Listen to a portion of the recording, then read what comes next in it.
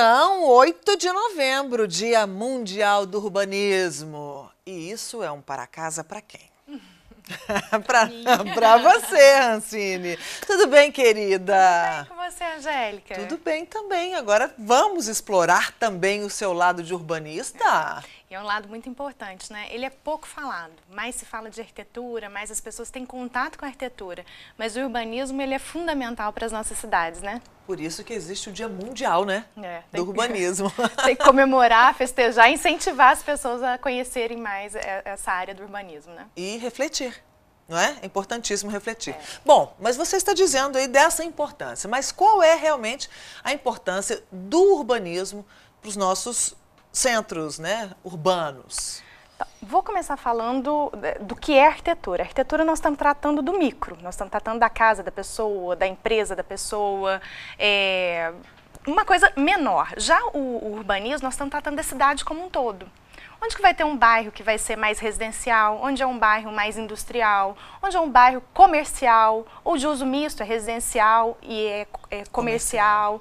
Então, isso tudo é previsto no urbanismo.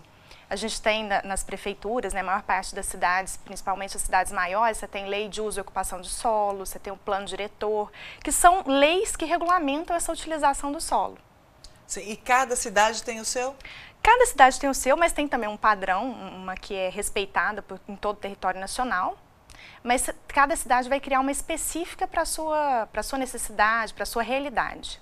Sim, mas a gente já consegue perceber, principalmente nos grandes centros, né, Hancine, que o problema do urbanismo, quando ele não é bem pensado, inclusive pela administração pública, ao longo dos anos a gente vai percebendo que o negócio começa... E problemas seríssimos, né? Seríssimos que podem acontecer, por exemplo, o adensamento. Você tem um excesso de prédios, você vai ter uma verticalização, então vai ter mais pessoas por metro quadrado horizontal, não vertical. Vertical você vai subindo, colocando mais pessoas, só que aí junto com essa quantidade de pessoas vem mais carros, Sim. Vem mais gente mesmo utilizando o espaço, a necessidade de ter mais ônibus passando para aquela região, problemas de água, esgoto, porque você tem que pensar nisso tudo. Quanto mais gente utilizando o espaço, mais você tem que dar vazão para a água, para o esgoto e mais entrada de água. Então, isso são coisas que tem que ser pensadas na hora de se pensar uma cidade, na hora de se colocar o lugar certo para se ter prédios, para se ter casas planas, para se ter comércios. Então, por isso que é necessário sempre ter uma vistoria e uma autorização da prefeitura para a construção, né, desses locais, dessas edificações. Às vezes até as pessoas têm uma ideia equivocada, achando que a prefeitura ou que as leis estão ali contra a pessoa, né? Na realidade está a favor. Se a prefeitura, se a lei do município diz, olha, você não pode construir nessa lateral do teu terreno, você tem que dar um afastamento de, sei lá, 1,5 metro, que é uma metragem padrão para uma casa térrea. Ela não está fazendo isso por uma questão de você não pode fazer isso, eu não quero que você ocupe todo o seu terreno. Ela está te dando condições da sua casa ser mais saudável, de você ter uma área de ventilação, de ter ventilação entre as casas. Senão a gente teria uma ocupação como se fosse favela, onde não tem lei, né, onde você pode construir da maneira que você quiser. Então, essa legislação, essas normas que existem, essa lei que existe para nos proteger, para nos dar maior qualidade de vida na cidade. Sim. Hancine, a gente vê que muitas vezes as pessoas acabam construindo sem autorização. De forma irregular. De forma irregular, sem o acompanhamento de profissionais como engenheiros, arquitetos. É o famoso puxadinho, né? Que a gente já conhece bem. Mas aí acontecem problemas, por exemplo, uma coisa que acontece muito que, por exemplo, em Belo Horizonte, a nossa capital, a gente consegue perceber muito e em grandes cidades também aqui do nosso interior de Minas também acontece. As pessoas não dão espaço para o jardim, não dão importância para o jardim, porque o jardim, você já veio falar inclusive sobre paisagismo aqui, né, no programa, já trouxe isso para a gente. Não é simplesmente pela beleza, não é pela estética, né? Ela tem uma função também dentro do urbanismo, não tem? Tem, uma função assim super importante. Porque quando a gente fala da estética é muito legal, o jardim verde é muito bonito, isso faz bem pra gente, mas além da estética é deixar o solo permeável. Uma vez que a chuva cai, ela tem que entrar e abastecer o lençol freático. para que os rios tenham água, para que a água chegue na nossa casa. Agora, se você cimenta tudo, você não dá vazão, a hora que vem a tempestade, agora o verão é típico disso, né? Aquela chuva faz muito calor, de repente a chuva vem com tudo. A hora que essa chuva vem com tudo, não tem para onde vazar, não tem para onde escoar. Ela vai descendo e vai para o ponto mais baixo, e normalmente são os pontos que acontece inundação. A gente tem várias cidades aqui na região, Poços de Caldas teve problema esses tempos para trás de inundação, destruindo vários imóveis no centro da cidade. Por quê? Você constrói, você faz um adensamento ali de construções, ou um adensamento não, você faz uma pavimentação que não é permeável, você começa a dar problemas depois na cidade de escoamento dessa água. Aí vem enchente, inundação, destruição, né? Problema até no meio ambiente, né? Que fica um problema bem sério ali, que você não consegue resolver com excesso de pavimentação. Pois é, então, e é tão bom a gente ter um espaço verde na casa da gente, né? Por que não? Vamos preservar isso, porque realmente é importante. Bom, e as políticas públicas? Eu acho que a gente também precisa falar sobre isso, né? A administração pública tem dado a importância devida ao urbanismo? Em algumas situações eu não observo essa importância dos nossos governantes. Eu acho que às vezes passa um pouco desapercebido. Eu acho que é muito importante as prefeituras terem urbanistas lá dentro, que os projetos de novos loteamentos sejam pensados junto com esses urbanistas. Eu tenho um exemplo muito bom, eu vou falar de coisa positiva, né? Não é para falar de nada negativo aqui, né? Vamos criticar, vamos elogiar? Vamos elogiar o estado do Paraná. Teve um governador, foi governador por 2 vezes do Paraná e foi prefeito de Curitiba por 3 vezes, que é o Jaime Lerner, que é um arquiteto e urbanista. E quem conhece o Paraná sabe, né, que o Paraná tem... a qualidade das cidades, a qualidade de vida no Paraná é realmente superior. E ali é um grande exemplo. Tudo é pensado, tudo é bem cuidado. Curitiba é uma cidade incrível, cheia de parques, que isso também faz parte do urbanismo, dizer onde vai ser o lazer da população. A cidade tem um trânsito que flui. Lógico que agora a gente está tendo um problema também em todo o Brasil, né, com excesso de carros. Mas você tem um trânsito relativamente bom lá em Curitiba, você tem museus, é bem setorizado a cidade do ponto de vista comercial, o adensamento é bem pensado, onde vai ter um pouco mais de casa, um pouco mais de prédio. Então, isso faz toda a diferença. Então, o urbanista, a nossa formação enquanto arquitetos e urbanistas é pensando nessa cidade como macro, dando qualidade de vida para as pessoas, dando função para a cidade, para que as pessoas utilizem essa cidade de uma forma mais intensa. Sim. Como urbanista, Rancine, aí uma opinião pessoal sua como urbanista, tá? Que eu quero saber agora. Você acha que é mais importante a gente alargar as vias públicas, né, as avenidas, para os carros poderem escoar melhor? Ou é melhor investir mais nas calçadas e em ciclovias? Quando a gente está falando de urbanismo, a gente está falando do coletivo. E quando a gente fala do automóvel, você está falando da rua, a largura da rua vai passar carros, né? Sim. O automóvel é uma coisa individual. Então, quando você fala de urbanismo, a gente está falando do coletivo. E falar do coletivo, a gente está falando de transporte público, a gente está falando de ciclovia, que é acesso para todo mundo, nós estamos falando de calçada. O certo seria, como isso acontece fora do país, acontece nos grandes centros externos, não de exterior, né? Não no nosso Brasil, né? As pessoas quase não têm carro, porque é muito fácil. Você pegar um metrô, já chegar no seu destino, as pessoas têm a consciência que é importante fazer uma caminhada, é importante ter uma bicicleta, bicicleta não polui, caminhada não polui, já o carro polui. E fora que muitas vezes as pessoas têm 4 pessoas na família e 4 carros na casa. Sim. O pessoal vai trabalhar cada um no seu carro. Então isso gera um excesso de trânsito, isso gera um excesso de poluição. E ao passo que o transporte coletivo, um único ônibus levaria várias pessoas, um metrô levaria várias pessoas. Então, o urbanismo ele visa o coletivo. Então, na minha opinião, o que seria mais importante? Alargar as vias ou melhorar calçadas, melhorar ciclovia? Eu diria que isso é mais importante junto com o transporte urbano, né? Ah, sim, com certeza. Gente, adoro. Rancine dá um show, né? Rancine, mas nós vamos dar um tempinho na nossa conversa, porque eu também preciso entrar com a nossa coluna Direito Seu.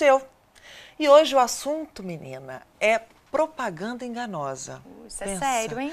Sabe aquelas coisas assim, a gente compra... Na internet tem muito disso. Você vê um produto, fala, nossa, que lindo, que vestido maravilhoso. Quando chega, menina, é aquele pedaço de pano que você não sabe o que fazer com ele, né? Bom, então nós vamos entender um pouco mais sobre propaganda enganosa, sobre publicidade, na coluna Direito Seu. Gente, não tem nada pior do que você fazer uma compra, ficar esperando esse produto chegar e quando você olha, não é exatamente aquilo que você sonhava. Bom, mas isso pode acontecer e outras cositas más também podem acontecer se a propaganda for abusiva ou for uma propaganda enganosa. Ah, mas nós temos mais estilo e como temos mais estilo, nós vamos conversar agora com a doutora Nayara Alves, que vai nos deixar atentos com relação a essa publicidade que muitas vezes, né, doutora, não é exatamente do jeito que a gente imaginava. Bom, como eu falei aqui, a respeito de um produto que não é exatamente como a gente imaginava. Então, quando um produto que não é exatamente como ele está na foto, você compra um produto que não é exatamente aquilo, isso é considerado propaganda enganosa?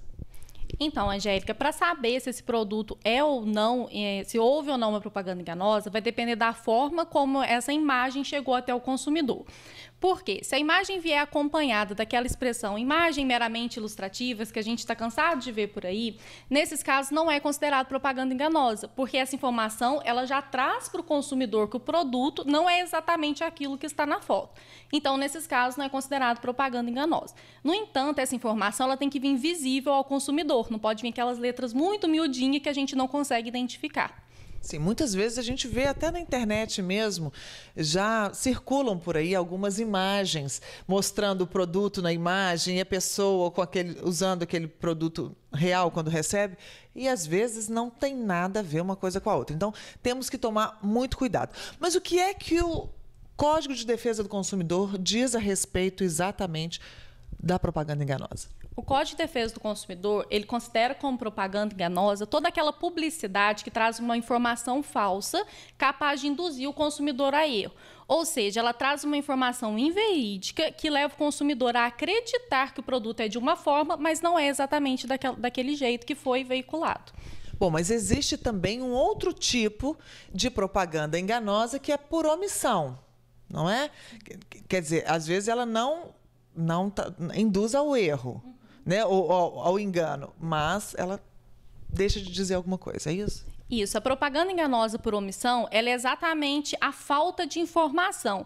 É quando o fornecedor ele deixa de trazer informações essenciais ao consumidor. Por exemplo, um canal de TV que divulga vários produtos, diversos produtos, e não informa as formas de pagamento ou as condições. E isso são informações essenciais ao consumidor na hora de finalizar a compra. Sim, então, aqueles programas que são canais de compra mesmo, né, de venda, não é isso? Ele tem que constar todas as informações sobre aquele produto. Mas muitas vezes acontece de a gente ver merchan por aí, que eles falam, ligue agora para o telefone tal, para você saber as formas de pagamento, quanto custa. Vamos ficar atentos, melhor, né? Mas também existe outro tipo de publicidade errada, que é, na verdade, ilegal, né? Que é a publicidade abusiva. O que isso significa? A publicidade abusiva é aquela propaganda imprópria que abusa da incapacidade de uma criança, por exemplo, do discernimento de uma criança, ou que viole o meio ambiente. Esse tipo de publicidade está muito ligado aos valores morais e a situação da sociedade em si, os acontecimentos atuais em si. Esse tipo de propaganda normalmente traz um discurso discriminatório ou então que incite a violência ou ainda um discurso imoral. Bom, agora que já sabemos o que é propaganda abusiva, propaganda enganosa por omissão e propaganda enganosa, o que o consumidor pode solicitar ao fornecedor caso ele se sinta enganado? O Código de Defesa do Consumidor, ele prevê 3 hipóteses, né, 3 situações que o consumidor pode solicitar a caso ele se sinta enganado. Ele pode exigir o cumprimento da obrigação, tal como foi veiculado. Ele pode exigir a substituição do produto por outro equivalente do produto ou serviço. E ele pode ainda exigir a devolução do que ele pagou. Nesse caso, ele vai pedir a rescisão do contrato, ainda que seja só um contrato verbal. E aí ele tem direito à devolução do valor que ele pagou, devidamente acrescido de correção monetária. Mas e se isso não resolver? Ele pode entrar na justiça? E se ele entrar na justiça, ele precisa de advogado? Claro, o consumidor ele sempre pode buscar a ajuda do judiciário. O ideal é que ele sempre procure um advogado, porque o advogado ele vai fazer uma análise do caso concreto e trazer as hipóteses de solução desse conflito para o consumidor. O consumidor pode ainda também registrar uma denúncia desse problema junto ao PROCON da localidade. O PROCON é sempre um bom caminho também, né? Antes de entrar na justiça, esse é um bom caminho para começar, né? Sim, o PROCON é sempre uma opção, porque ele vai averiguar o que está acontecendo. E o importante também é que o PROCON pode usar todas essas denúncias até como um termômetro para se descobrir quais as empresas que estão com mais reclamações. Então, tudo isso também pode ajudar, né, o consumidor. Bom, é isso. Eu acho que assim a gente consegue ter uma ideia geral de propaganda abusiva, de publicidade abusiva, e vamos ficar atento, que é isso que é importante, né? Vamos sim. Sempre que precisar, a gente está à disposição para esclarecer qualquer dúvida. Obrigada, doutora. Muito bem, doutora Nayara Alves, muito obrigada. E é isso, a gente tem que ficar atento. Quanto mais a gente conhece as nossas leis, os nossos direitos, mais fácil fica a vida, né, Rancine? Com certeza, né? O conhecimento, né? O conhecimento muda, né, a vida da gente, né? Certeza. Conhecer de direito e do nosso assunto aqui, urbanismo, também muda a relação que a gente tem com tudo. Com tudo. A vida fica mais fácil, né? Com certeza. E é isso que você estava dizendo, também no urbanismo, porque quando a gente tem conhecimento das leis, né, como você disse, por exemplo, do recuo aí das casas, né? Como é que fala? O recuo obrigatório, lateral, frontal, né? Isso é muito importante, porque muitas vezes a gente acha que é pura burocracia. Não. E não é. Calçada também faz parte do urbanismo? Faz.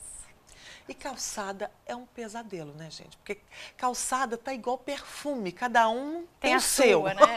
Um escorrega, a outra tem degrau, a outra tem verde, matinho, a outra não tem rampa no meio da calçada. Exatamente. E aí a gente vai andando, a gente tá de salto, uma pessoa, um deficiente visual, por exemplo, não consegue andar na calçada. A gente começa a andar na rua. Cadeirante. Não, cadeirante então nem se fala. Uma mãe com uma criança empurrando um carrinho.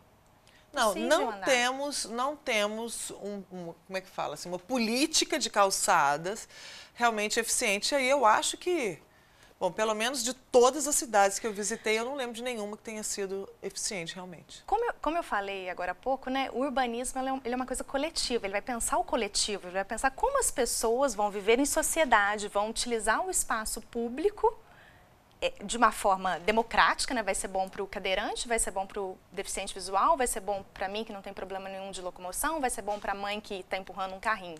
Então, não adianta pensar só no seu. Eu preciso colocar uma rampa para dar acesso à minha garagem.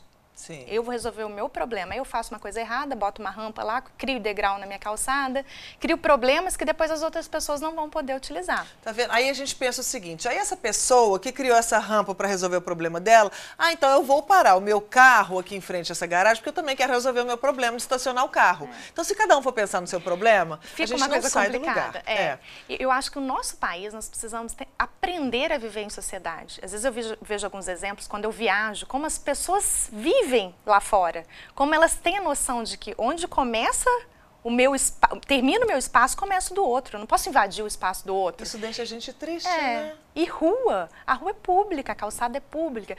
Aquilo que eu faço para dentro da minha casa, do meu portão, é meu, ok. Mas o que está na rua, a gente tem que ter consciência que é público, que a gente tem que cuidar, que a calçada tem que ser uma coisa que tem que acompanhar a guia. Eu tenho a rua, aí tem aquela guia que faz o contorno da rua, do asfalto.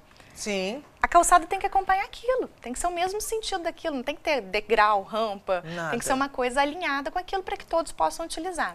Rancine, eu não sei o nome técnico disso, mas parece um braille, assim, são uns sinaizinhos. É o piso tátil, né, que você está falando. Piso tátil que chama, para deficiente visual, não é isso? Calçada tátil. Ele é obrigatório em algumas cidades, mas em outras não é isso? Então, a gente tem uma lei de acessibilidade que em alguns lugares é uma exigência e outros não. Órgãos públicos, por exemplo, escolas, eu não sei falar se o MEC exige isso, alguns órgãos exigem isso. Sim. Então, você tem que ter acessibilidade, você tem que ter desde rampa a esses pisos táteis, para que a pessoa consiga identificar o espaço que ela vai pisar. Se aquilo ali é uma calçada, se vai ter um poste ali na frente, se tem uma entrada de garagem. Mas o problema que a gente vê é que muitas vezes as pessoas fazem sem conhecimento ou sem procurar realmente saber o que está fazendo e acaba que coloca de forma aleatória esse piso tátil e às vezes ele dá caminho para um poste, por exemplo. Olha que absurdo. Tem que ter um bom senso aí na hora de utilizar, né? Pensar no urbanismo no nosso país é uma coisa um pouco complicada. Eu sou muito esperançosa, sou muito positiva com as coisas. Eu acho que nós estamos num caminho que, principalmente no momento político, nós temos chances de repensar a nossa forma de ser. E eu sou positiva quanto a isso. Mas, infelizmente, nós ainda estamos um pouco atrás dos países mais evoluídos.